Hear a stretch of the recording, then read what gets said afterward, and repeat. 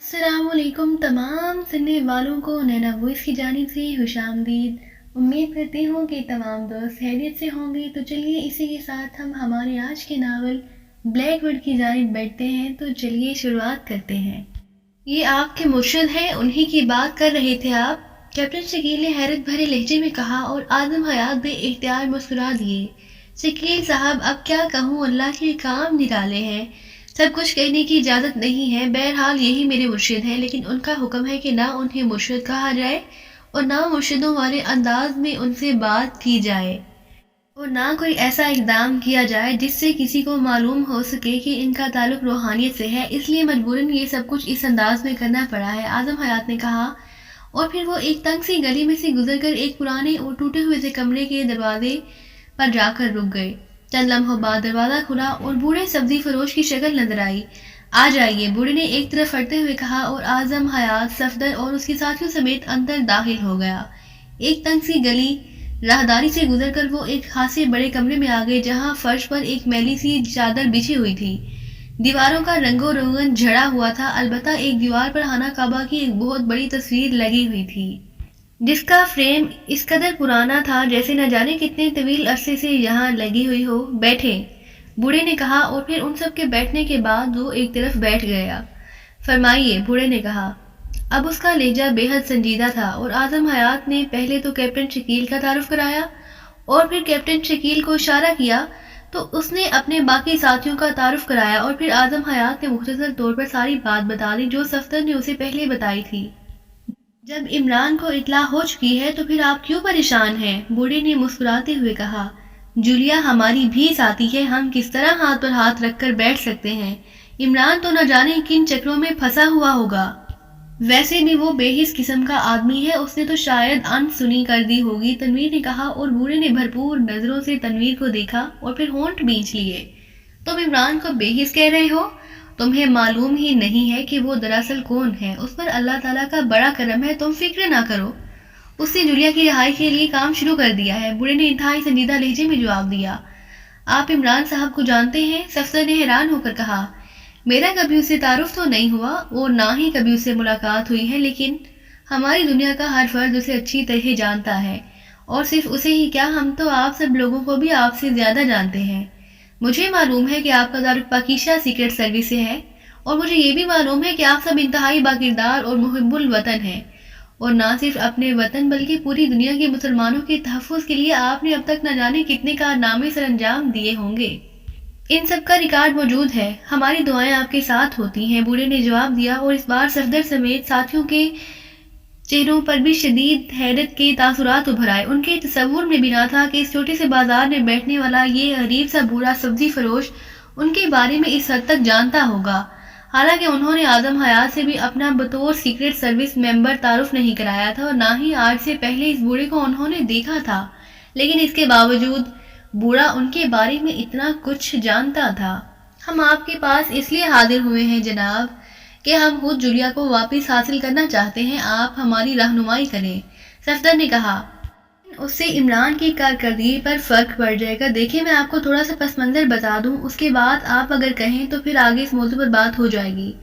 रामीस के हसूल के लिए शैतानी दुनिया का यहूदी प्रोफेसर अल्बर्ट पागल हो गया है। उसने इंतहाई ताकतवर बदरूहों को उसके हसूल पर लगा दिया है। पहले उसका ख्याल था कि वो मिस्री आलम रजा उसे हासिल कर लेगा, क्योंकि उसे यही इत्ला मिली थी कि एक रामीज पाकिशा में मौजूद है, लेकिन फिर उसकी कमबख्ती के इमरान इस खेल में दाखिल हो गया। उसके बाद उसे इस बात का भी इल्म हो गया कि जो रामीज पाकिशा में है वो नकली है और असल रामीज मिस्र में कदीम दौर के एक शैतानी माबद में मदफून है और इस माबद को आज तक तलाश नहीं किया जा सका। लेकिन उसे ये भी मालूम था कि इमरान अपने खुदादाद जहानत के बलबूते पर लामहाला उस रामीज को तलाश भी कर लेगा और उसे हासिल भी। चनाचे उसने एक शैतानी कुव्वत ज्योति को इमरान के पीछे लगा दिया। इमरान मिस्र में गया। ज्योति और उसकी साथी अनाकी इंतहाई खूबसूरत और तरहदार औरतों के रूप में इमरान और उसके साथियों से मिली। उनका ख्याल था कि इमरान उनके हुस्न पर मर मिटेगा, लेकिन वो इमरान को जानते ही नहीं कि वो कैसा आदमी है। चनाचे उन्हें बेहद मायूसी हुई। उधर इमरान का एक साथी जोसेफ है, जिसके अंदर कुदरती तौर पर शैतानी कुव्वतों को पहचानने की हिस्स मौजूद है। उसने उस ज्योति को पहचान लिया لیکن جیوتی چونکہ مکمل انسانی جسم میں تھی اس لیے عمران نے اسے واپس بھیج دیا۔ اس کے بعد جیوتی نے دوسرا کھیل کھیلا۔ اس نے اپنا وہ روپ ختم کر دیا اور ایک مرتی ہوئی عورت فریال کے جسم پر قبضہ کر لیا۔ اس کی طرح اس کی ایک اور نائب روما نے بھی ایک اور مرتی ہوئی حسین عورت کے جسم پر قبضہ کر لیا تاکہ عمران یا جوزف کسی طرح بھی ان کی اصلیت کے بارے میں معلوم نہ کر سکیں۔ اس دوران عمران نے واقعی اپنی خودآگاہ صلاحیتوں کی بنا پر اس خفیہ مدفون معبد کو تلاش کر لیا۔ جیوتی کو اس کی اطلاع مل گئی۔ اس نے عمران سے پہلے اس معبد کو کھول کر اس میں سے رامیز حاصل کرنا چاہا، لیکن اصل معبد کے گرد قدیم دور کے ایک انتہائی طاقتور جادو کا پہرا تھا، چنانچہ وہ اسے نہ کھول سکی۔ لیکن عمران نے جوزف کی مدد سے اس قدیم دور کے جادو کا توڑ تلاش کر لیا اور وہ اس معبد کی طرف ساتھیوں سمیت روانہ ہو گیا۔ جیوتی اور روما بھی صحرائی شکاریوں کے بھیس میں ان کے ساتھ شامل ہو گئیں۔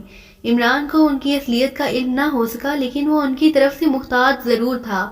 پھر عمران نے وہ معبد کھول لیا اور اس کے اندر جا کر رامیز کو تلاش کیا، اٹھایا اور باہر آ گیا۔ جیوتی اور روما نے رامیز عمران سے حاصل کرنے کے لیے اس پر فائر کھول دیا۔ وہ عمران پر کوئی شیطانی حربہ استعمال نہ کر سکتی تھی کیونکہ انہیں معلوم تھا کہ ان کا کوئی شیطانی حربہ اس پر کام نہیں کرے گا، اس لیے انہوں نے فائرنگ کی۔ لیکن عمران کے ساتھی ہوشیار تھے، اس لیے ان کی فائرنگ بیکار گئی، لیکن اسی لمحے شیطانی نظام کی ایک اور قوت اس کھیل میں ازخود داخل ہو گئی۔ اس کا تعلق شیطانی نظام کے اس شعبے سے ہے جس کا تعلق پانی سے ہوتا ہے۔ بہرحال نتیجہ یہ ہوا کہ رامیز وہ قوت لے گئی۔ جیوتی اور روما دونوں ان عورتوں کا جسم چھوڑ کر فرار ہونے پر مجبور ہو گئیں اور عمران اور اس کے ساتھی بے ہوش ہو گئے۔ جب عمران اور اس کے ساتھیوں کو ہوش آیا تو بازی الٹ چکی تھی۔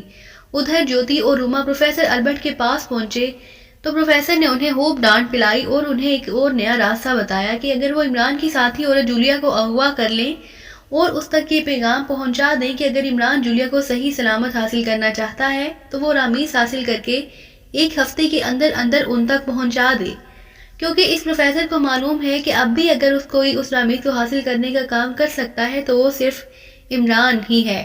چنانچہ جیوتی نے اپنی شیطانی قوتوں کی مدد سے جولیا کو اغوا کر کے ایک خاص جگہ بند کر دیا ہے اور ساتھ ہی ایک رکا لکھ کر جولیا کی رہائش گاہ پر چھوڑ دیا۔ یہ رکا ان صاحب میرا مطلب ہے صفدر کے ہاتھ آیا۔ انہوں نے اپنے افسر کو اطلاع دی اور ان افسر کے حکم پر یہ رکا ان تک پہنچا دیا گیا۔ ان کے افسر نے عمران سے رابطہ قائم کیا اور اسے جولیا کے اغوا کی تفصیل بتائی اور اس رکے کی بھی تفصیل بتا دی۔ اب عمران جولیا کی رہائی کے ساتھ ساتھ جیوتی، روما اور اس پروفیسر البرٹ کے خاتمے کے لیے کام کر رہا ہے۔ اس بوڑھے نے اس طرح تفصیل بتائی جیسے وہ شروع سے لے کر آخر تک عمران کے ساتھ ساتھ رہا، اور صفدر اور اس کے ساتھیوں کی حالت بے پناہ حیرت کی وجہ سے بگڑ سی گئی تھی۔ انہیں اپنی آنکھوں پر یقین نہ آ رہا تھا کہ یہ بوڑھا غریب سا سبزی فروش یہاں بیٹھے بیٹھے اس قدر تفصیل سے سب کچھ جانتا ہے۔ آپ کو ان ساری باتوں کا علم کیسے ہو گیا؟ صفدر سے نہ رہا گیا تو وہ بول پڑا اور بوڑھا مسکرا دیا۔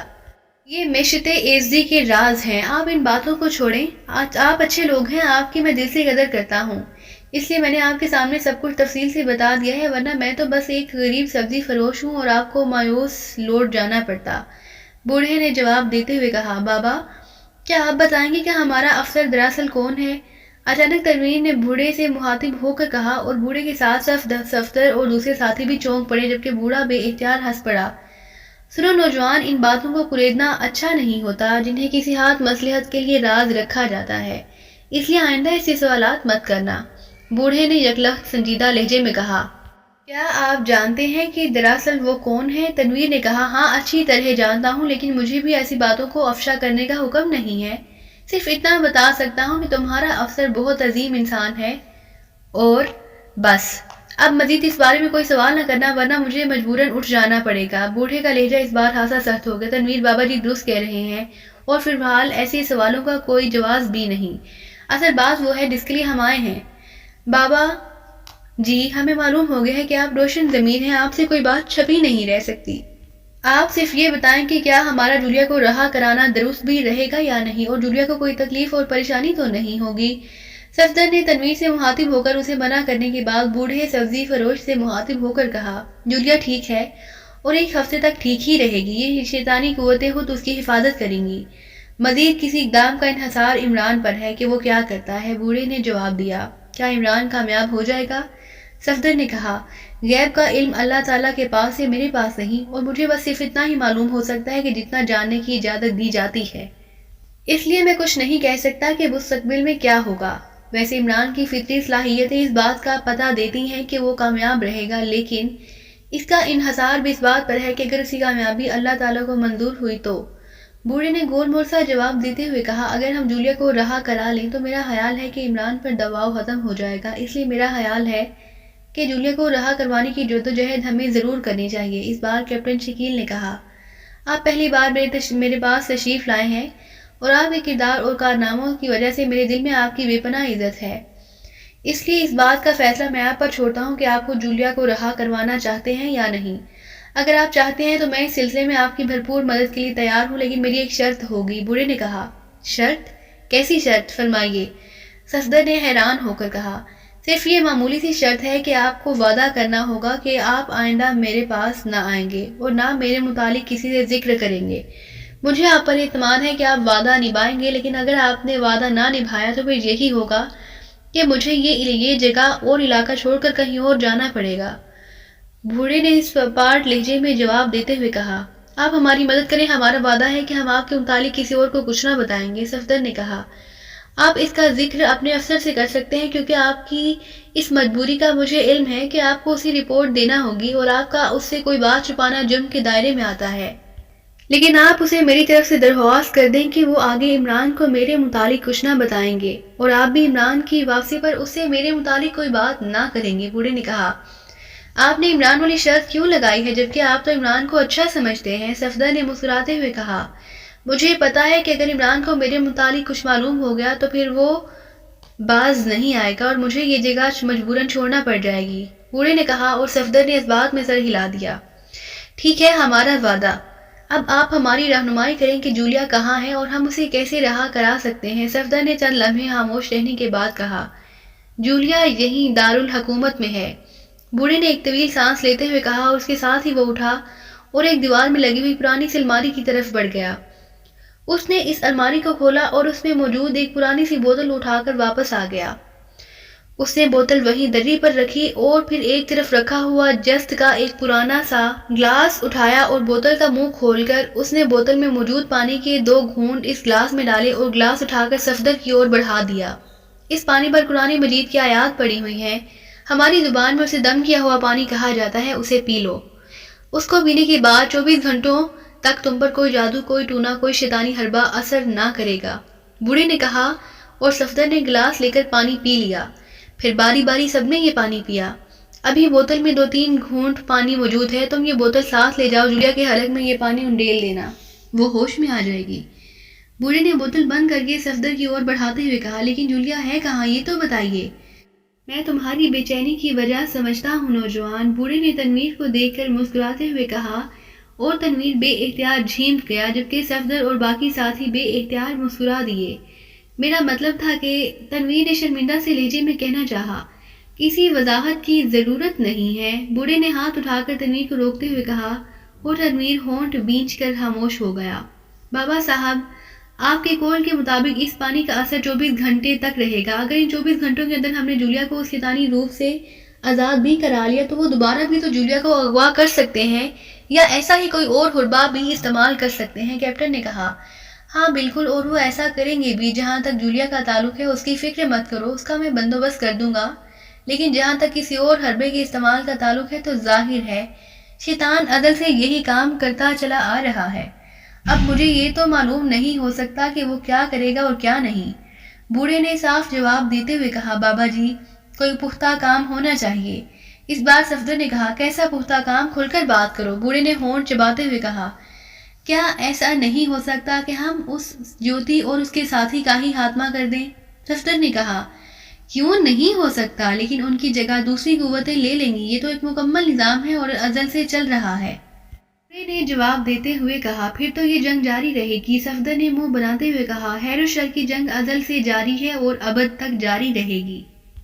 یہ کون سی نئی بات کی ہے تم نے؟ بوڑھے نے منہ بناتے ہوئے کہا، پھر ہمیں کیا کرنا چاہیے؟ آپ کوئی ایسا حل بتائیں کہ جس سے یہ مسئلہ ختم ہو جائے۔ اس بار کیپٹن شکیل نے کہا، دیکھو، سچ بات تو یہ ہے کہ یہ کشمکش اسی طرح چلتی رہے گی، تم تو کیا کوئی بھی اسے مکمل طور پر ہمیشہ کے لیے ختم نہیں کر سکتا۔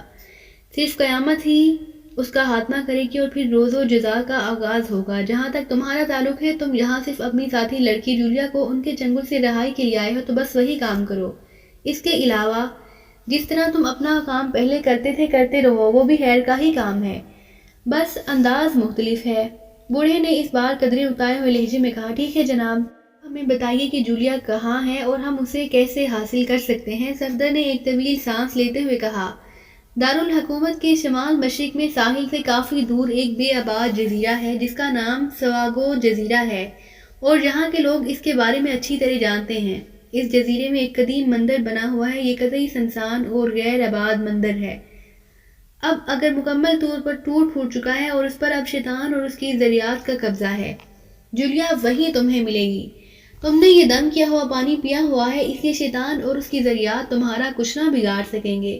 جیسا میں نے پہلے کہا ہے کہ بوتل میں موجود پانی جولیا کو پلا دینا، وہ ہوش میں آ جائے گی اور بس، اس کے بعد تم سب کچھ بھول جاؤ، اور جیسا کہ تم نے وعدہ کیا ہے کہ تم نے دوبارہ یہاں نہیں آنا، اب تم جا سکتے ہو۔ بوڑھے نے کہا اور اٹھ کر تیزی سے اندرونی دروازے کی اور بڑھ گیا۔ آئیے جناب۔ اعظم حیات نے جو اس دوران مکمل طور پر خاموش اور مؤدب بیٹھا رہا تھا، اٹھ کر کھڑے ہوتے ہوئے کہا، اور وہ سب اٹھ کھڑے ہوئے۔ صفدر نے پرانی سی بوتل اٹھا لی، پھر اعظم حیات کی رہنمائی میں وہ دروازے سے نکل کر گلی میں پہنچے۔ اعظم حیات کو اس کے مکان پر چھوڑ کر وہ سب کاروں کی اور بڑھ گئے۔ پھر جیسے ہی وہ ایک گلی کا موڑ مڑ کر آگے بڑھنے لگے، اچانک تنویر بے اختیار کھلکھلا کر ہنس پڑا۔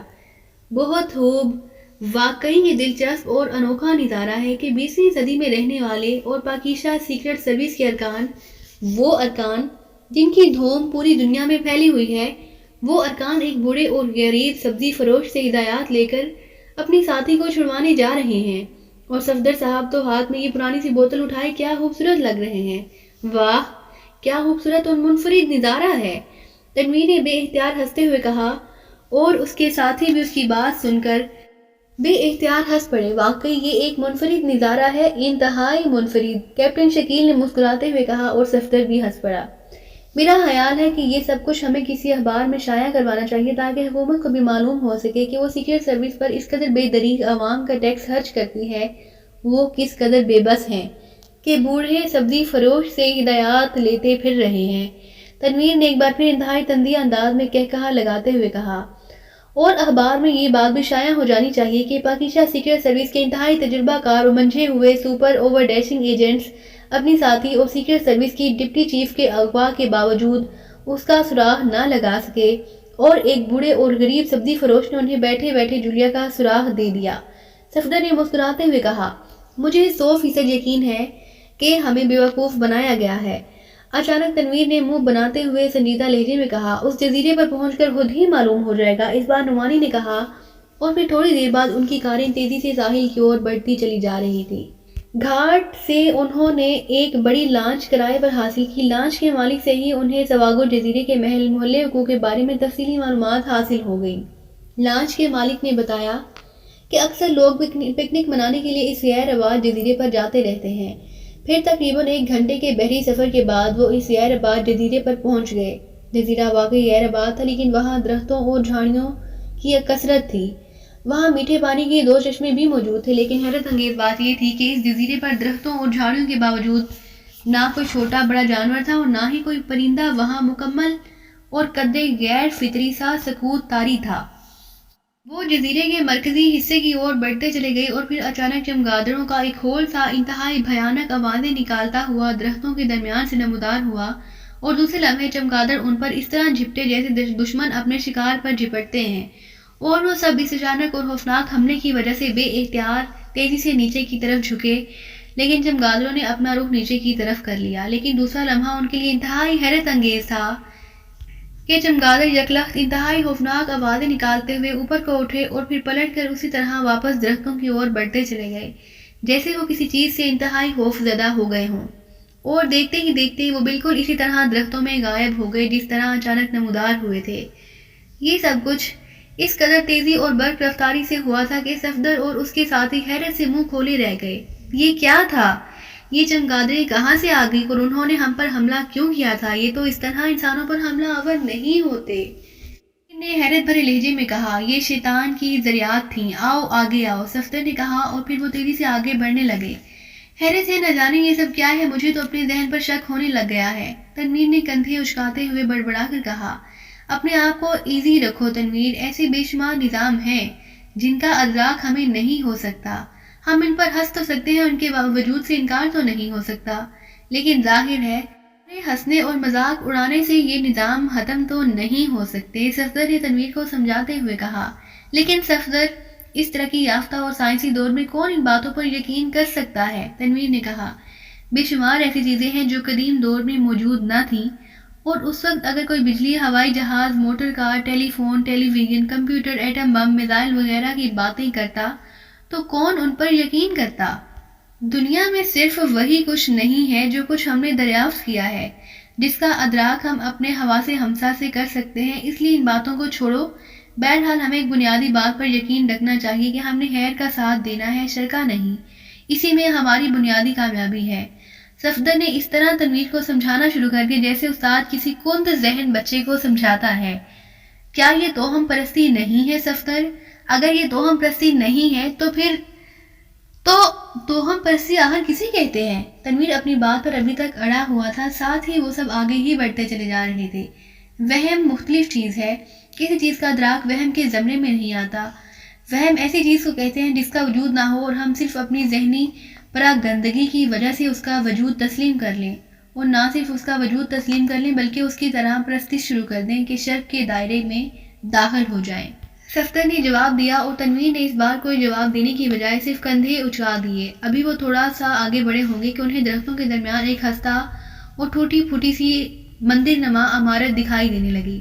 حیرت ہے، بوڑھا سبزی فروش ایسے جزیروں پر بھی آتا جاتا رہتا ہے، تنویر نے بڑبڑاتے ہوئے کہا، اور اس بار صفدر سمیت باقی سارے ہاتھی بے اختیار مسکرا دیے، لیکن انہوں نے کوئی جواب نہ دیا۔ وہ خوفناک چمگادڑ نہ جانے کہاں غائب ہو گئے ہیں۔ اچانک چوہان نے کہا، ہو سکتا ہے کہ انسانوں کو دیکھ کر فرار ہو گئے ہوں، نعمانی نے کہا، اور پھر وہ سب اس عمارت میں داخل ہو گئے۔ ارے وہ دیکھو جولیا! اچانک صدیقی کی چیختی ہوئی آواز سنائی دی۔ وہ ان سب سے ہٹ کر ایک ٹوٹے ہوئے احاطے میں داخل ہو گئے، اور پھر وہ سب اس کی طرف دوڑ پڑے۔ دوسرے لمحے ان سب کی نظریں حیرت سے پھیلتی چلی گئی۔ وہاں واقعی زمین پر جولیا پڑی ہوئی تھی، اس کی آنکھیں بند تھیں، وہ اس طرح لیٹی ہوئی تھی جیسے اپنے بستر پر سو رہی ہو۔ حیرت ہے، اب تو مجھے بھی یقین آنے لگ گیا ہے کہ واقعی کوئی پراسرار نظام کر رہا ہے۔ مجھے 1% بھی یقین نہ تھا کہ جولیا یہاں ہوگی، تنویر نے انتہائی حیرت بھرے لہجے میں کہا۔ صفدر نے جلدی سے آگے بڑھ کر ہاتھ میں پکڑی ہوئی بوتل کا کارک ہٹایا، اور پھر جولیا کے قریب بیٹھ کر اس نے ایک ہاتھ سے جولیا کے جبڑوں کو بھینچ کر اس طرح کھولا، اور دوسرے ہاتھ میں پکڑی ہوئی بوتل میں موجود 2-3 پانی کے گھونٹ اس کے حلق میں انڈیل دیے۔ جیسے ہی جولیا کے حلق سے نیچے اترا، جولیا کے بے حس و حرکت جسم میں حرکت کے تاثرات نمودار ہوئے، اور صفدر تیزی سے ہٹ کر ایک طرف کھڑا ہو گیا۔ آؤ باہر آ جاؤ۔ اس طرح جولیا اچانک ہمیں اپنے گرد دیکھ کر پریشان ہوگی، اسے اپنے آپ کو سنبھالنے دو، صفدر نے کہا، اور تیزی سے دوسری طرف کو مڑ گیا۔ باقی ساتھی بھی خاموشی سے اس کے پیچھے چلتے ہوئے دوسری طرف کو بڑھ گئے۔ پھر چند لمحوں بعد انہیں ٹوٹی ہوئی دیوار کی دوسری طرف جولیا کی کراہ سنائی دی۔ یہ میں کہاں آ گئی ہوں؟ یہ کیا ہے؟ چند لمحوں بعد جولیا کی انتہائی حیرت میں ڈوبی ہوئی آواز سنائی دی۔ تم یہاں اکیلی نہیں ہو جولیا، ساری سیکرٹ سروس یہاں موجود ہے، صفدر نے اونچی آواز میں کہا۔ صفدر کی آواز، او کیا یہ خواب نہیں ہو سکتا؟ جولیا کی چیختی ہوئی آواز سنائی دی، اور صفدر نے اپنے ساتھیوں کو اندر چلے جانے کا اشارہ کیا۔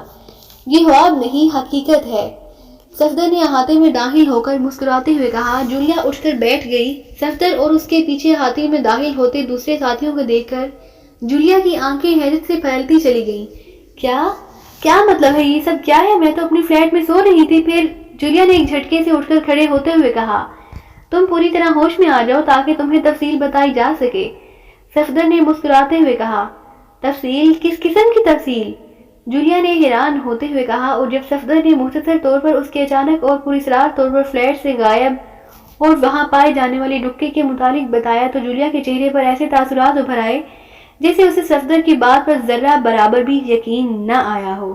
اگر تمہیں میری بات پر یقین نہ آ رہا ہو تو تنویر سے پوچھ لو، انہیں بھی ان ساری باتوں پر اس وقت تک یقین نہ آ رہا تھا جب تک اس نے تمہیں یہاں نہیں دیکھ لیا، صفدر نے مسکراتے ہوئے کہا۔ صفدر درست کہہ رہا ہے جولیا، یہ سب کچھ انتہائی پراسرار اور انتہائی عجیب ہے۔ میرا تو ذہن ابھی تک تسلیم نہیں کرتا، لیکن اب میں کیا کروں؟ تمہاری موجودگی نے مجھے ان باتوں پر یقین کرنے پر مجبور کر دیا ہے، تنویر نے جواب دیا۔ انتہائی حیرت انگیز، مشرق واقعی مشرق ہے۔ حالانکہ مجھے یہاں رہتے ہوئے طویل عرصہ ہو چکا ہے، لیکن آج تمہاری باتیں سن کر اور اپنے آپ کو یہاں اسی لباس میں پا کر جس لباس میں اپنے فلیٹ میں تھی، مجھے مشرق کا یہ حیرت انگیز اور نیا رخ نظر آ رہا ہے۔ جولیا نے ایک طویل سانس لیتے ہوئے کہا اور صفدر مسکرا دیا۔ پھر وہ سب اس کھنڈر نما عمارت سے باہر آ گئے۔ صفدر نے اب جولیا کو اعظم حیات سے ملنے اور پھر اس کے ساتھ اس بوڑھے سبزی فروش تک پہنچنے اور اس سے ہونے والی باتوں کی تفصیل بتا دی، اور جولیا یہ سب کچھ اس طرح سن رہی تھی جیسے بچے کوئی پراسرار کہانی سنتے ہیں۔ حیرت ہے، انتہائی حیرت ہے، بلکہ اب تو یقین کرو کہ میری حیرت کا سٹاک ہی ختم ہو گیا ہے، جولیا نے بے اختیار ہو کر کہا، اور صفدر کے ساتھ ساتھ باقی سب ساتھی بھی جولیا کی بات سن کر مسکرا دیے۔ اچانک ایک جھاڑی میں سے قدرے سیاہ رنگ کا دھواں سا نمودار ہوا اور وہ سب بے اختیار ٹھٹک کر رک گئے۔ چند لمحوں بعد دھواں فضا میں اس طرح مجسم ہو گیا کہ دھوئیں سے ایک عجیب ٹیڑھا میڑھا سا انسانی ہیلا نظر آنے لگ گیا۔ وہ سب انتہائی حیرت سے دھوئیں کو دیکھ رہے تھے۔ چند لمحوں تک دھواں اسی طرح مجسم رہا اور پھر تیزی سے فضا میں بکھر کر غائب ہو گیا۔ یہ کیا تھا؟ جولیا نے حیران ہو کر کہا۔ پتہ نہیں، بہرحال آؤ، صفدر نے کہا، اور وہ سب تیزی سے ایک بار پھر ساحل کی اور بڑھنے لگے۔ لیکن جیسے ہی وہ ساحل کے اس حصے پر پہنچے جہاں انہوں نے لانچ کو چٹان سے باندھا تھا، وہ سب یہ دیکھ کر بے اختیار اچھل پڑے کہ ان کی لانچ دور سمندر میں تیزی سے اس طرح بہتی چلی جا رہی تھی جیسے کوئی باقاعدہ چلا رہا ہو، لیکن لانچ خالی تھی۔ یہ کیا ہو گیا؟ یہ لانچ کیسے نکل گئی؟ اس بار صفدر کے لہجے میں حیرت تھی۔ اب ہم اس جزیرے پر قید ہو گئے ہیں، یہ سب شیطانی چکر ہے، کیپٹن شکیل نے ہونٹ بھینچتے ہوئے کہا۔ ویری بیڈ، اس طرف تو کوئی آتا جاتا بھی نہیں، صفدر نے کہا۔ اب کیا ہوگا؟ جولیا نے قدرے روحانسی سی آواز میں کہا۔ وہی ہوگا جو اب تک ہم فلموں میں دیکھتے اور افسانوں میں پڑھتے آئے ہیں کہ ویران جزیرے میں پہنچنے والے دنیا سے کٹ کر نئی زندگی کا آغاز کرتے ہیں۔ تنویر نے مسکراتے ہوئے کہا۔ کیا مطلب؟ کیا اب ہمیں یہیں رہنا ہوگا؟ جولیا نے چونک کر کہا۔ ظاہر ہے، اور کیا ہو سکتا ہے؟ تنویر نے اسی طرح شرارت بھرے لہجے میں کہا۔ وہ بڑی معنی خیز نظروں سے جولیا کو دیکھ رہا تھا۔ ایسی کوئی بات نہیں جولیا، تنویر تو ایسے ہی مذاق کر رہا ہے۔ ان شیطانی ذریات کو شاید یہ یاد نہیں رہا کہ ہم سیکرٹ ایجنٹس ہیں، عام لوگ نہیں، صفدر نے مسکراتے ہوئے کہا، اور اس کے ساتھ ہی اس نے کلائی پر بندھی ہوئی واش ٹرانسمیٹر کا ونڈ بٹن کھینچ کر سوئیوں کو محسوس ہندسوں پر ایڈجسٹ کرنا شروع کر دیا، اور تنویر نے بے اختیار برا سا منہ بنا لیا، جبکہ باقی ساتھی اس کے اس انداز پر بے اختیار ہنس پڑے۔ جی تو پیارے ساتھیوں، اسی کے ساتھ ہمارے آج کے ناول بلیک ورڈ کا اختتام ہوتا ہے۔ آپ کو یہ ناول کیسا لگا، اس کا اظہار کمنٹ سیکشن میں ضرور کیجیے گا، اور اسی کے ساتھ اگر آپ ساتھیوں کی کسی اور ناول کی فرمائش ہے تو اس سے آغاز ضرور کیجیے گا، اور اگر آپ سب ساتھیوں کو میری یہ کہانی پسند آئی ہو تو میرے چینل کو سبسکرائب، میری ویڈیو کو لائک اور شیئر کرنا مت بھولیے۔ اللہ حافظ۔